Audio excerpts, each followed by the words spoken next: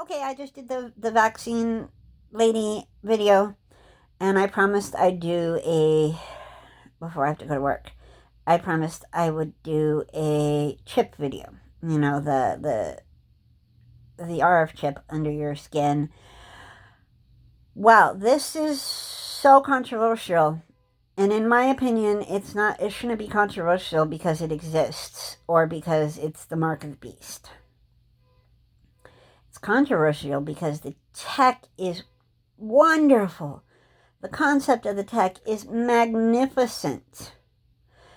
The level of abuse that is possible is what scares me. So here's the thing.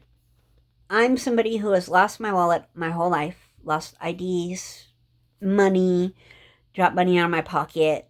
I have a friend who I handed $400 to for the deposit on, or the copay on my phone.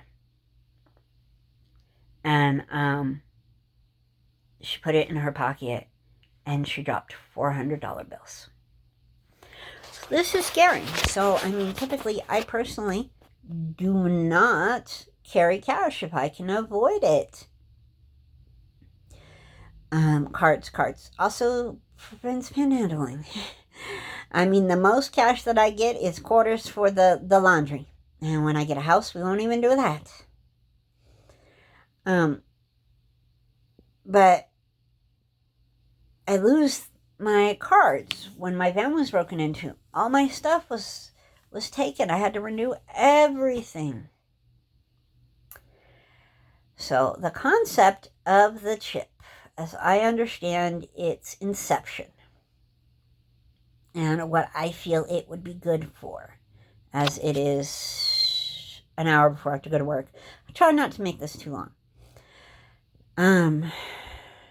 Keep all your debit all your bank and debit information, ID information.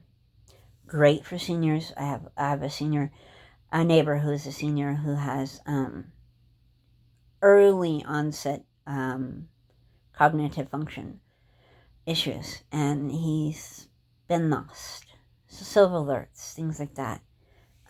Not having anything GPS related, with the exception of maybe, and this could help prevent false allegations.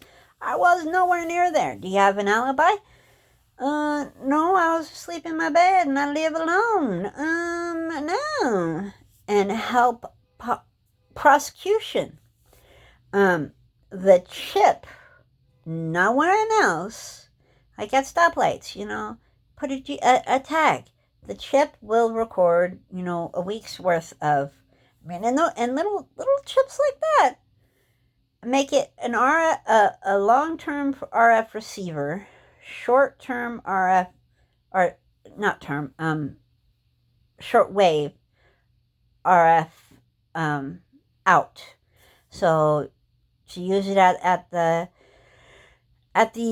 store, you put your hand right there. It has to be nearly touching it. To have a cop scan it when you get pulled over for no reason. Have it scanned. Oh, I don't have my license. Well, let's scan.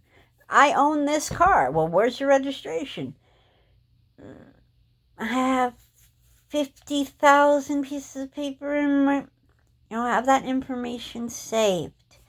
My phone, which is the Samsung Galaxy S10, not Plus, not Note, nothing, just the S10, has more memory on its own than my first computer, which was 20 years ago, less than 20 years ago. Wow. I can put more information on my mini SD card than that first computer. Even 10 years ago, I had a USB drive that that had 2 megs or 2 gigs. They have terabyte SD cards. Terabyte SD cards. Versus a 2 gig USB flash drive. Wow. So like, yeah, but the abuse is if they make that a long-term, not receiver, broadcast. There are people who are sensitive to RF signals. There's a lot of potential for abuse in this field. But there is also a lot of potential a lot of potential good benefits. I don't want any comments about it being the mark of the beast. I understand the Christian belief about that. This is not about that. This is simply about, I think it would be a good thing, but like with all technology, people have potential to abuse it. And there's no safeguards in place to prevent that abuse. But hey, it would prevent me from losing my wallet. It would prevent me from having to explain where I was or why I was at home with no witnesses, although I'm not going to commit a crime. It would, I think it would really be beneficial if we could avoid the potential for abuse. In relation to benefits such as SSI, cash aid, and food stamps. Definitely, you really, you could take somebody with you and do it, but you can't hand your card over. And I know a lot of people, what they'll do is they'll sell their card and then they'll request a new one. And the welfare has actually, you can only request a new one every 3 months, at least here. And that's on their EBT certificate, is you can only request a new one every 3 months. If you request a new one more than that, then they will suspend your benefits because they believe that you're selling your benefits. And I'm like, but I lose my wallet all the damn time. I didn't just request a new EBT card. I requested a new bank card. I requested everything. So, yeah, things like that.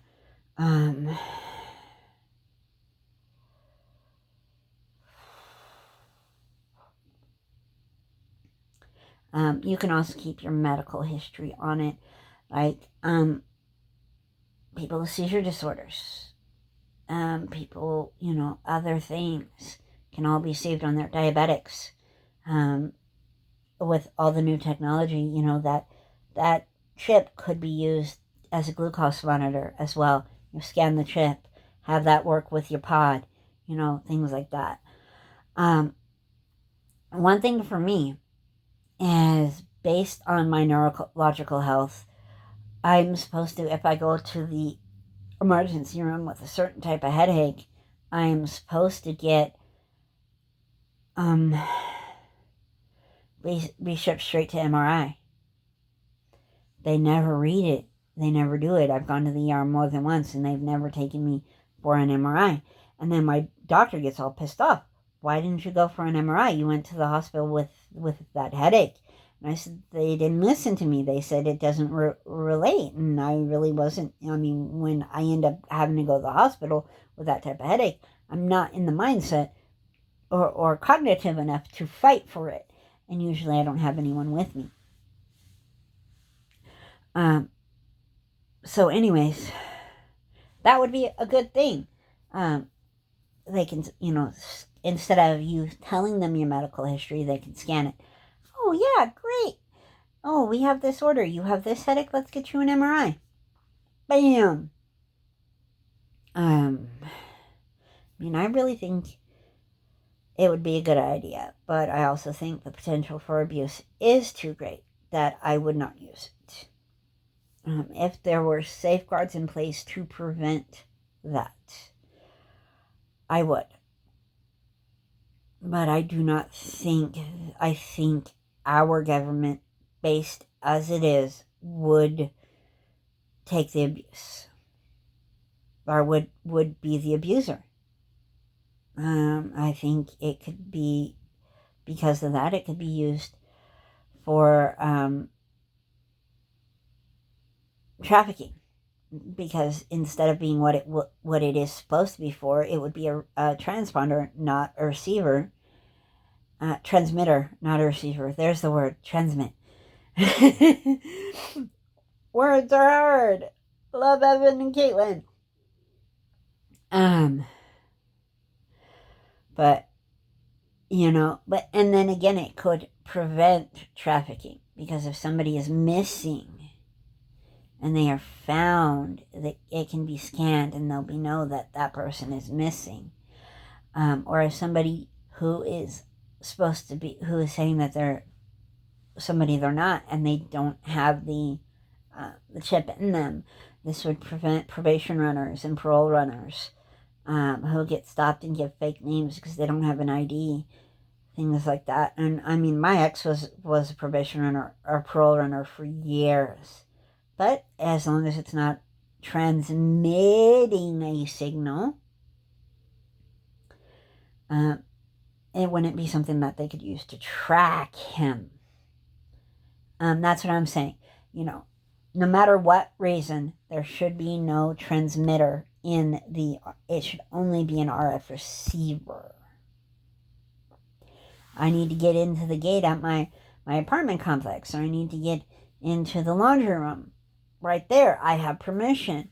Let's give my ex-husband permission because he comes to see the baby. Key to the house, right there.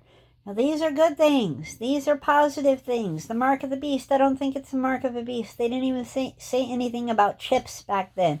I think calling this the mark of the beast would be, you should not have it on your hand or on your forehead. Oh my God, they're going to put it in our hand, so it's the mark of the beast. I don't think that's what this is. That's my opinion.